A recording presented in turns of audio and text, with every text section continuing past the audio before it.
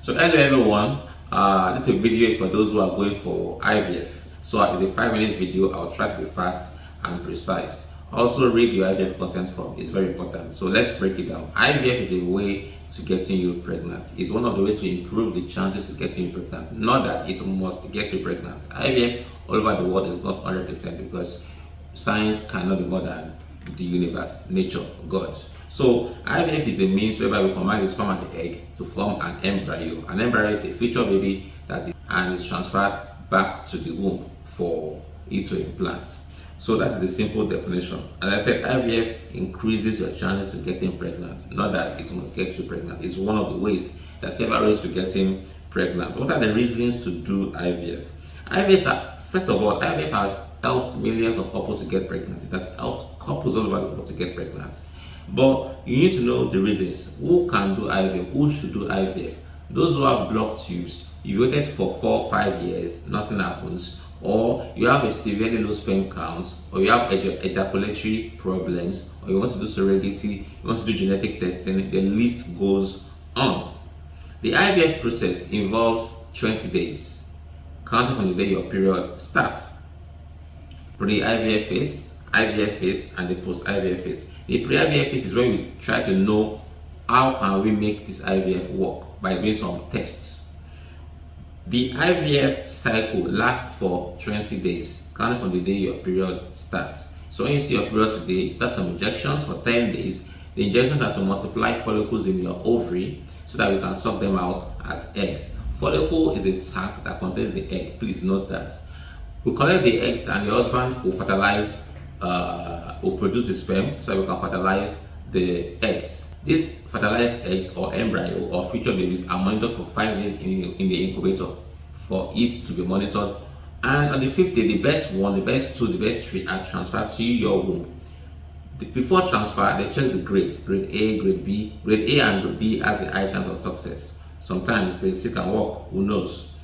This is what happens in the IVF cycle. But before you even start the IVF cycle, there are some things you need to do before then, which is the pre-IVF phase. It's important that you're mentally, emotionally balanced. Number one, ensure that you have enough capital, finances. Number three, ensure that your medical fitness is key.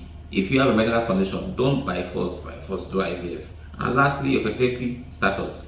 Fertility status means that your sperm quality, egg quality, the womb quality is intact. Finances, save more than what you were told. Mental assessments will be done in our clinic. We'll be sure if you're not under pressure, under frustration, under anxiety. I don't advise you to go for IVF if you are anxious. Thank you.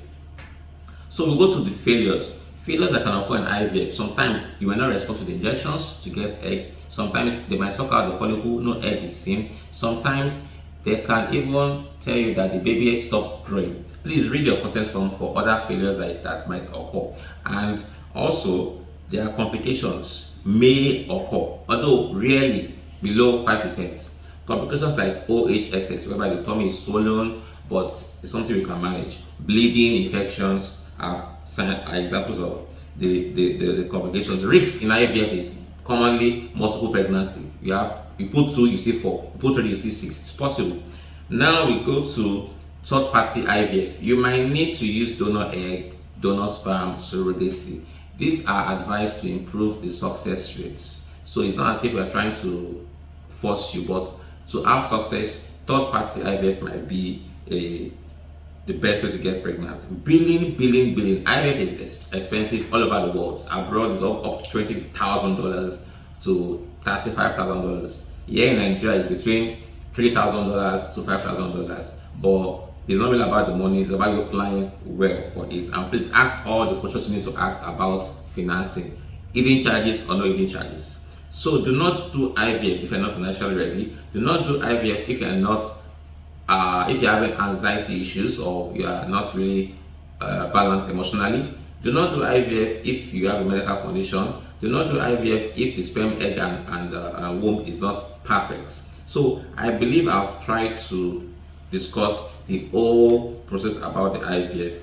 The IVF process lasts for 20 days. So it's important that you read the consent form, ask questions, and you can now go for your IVF.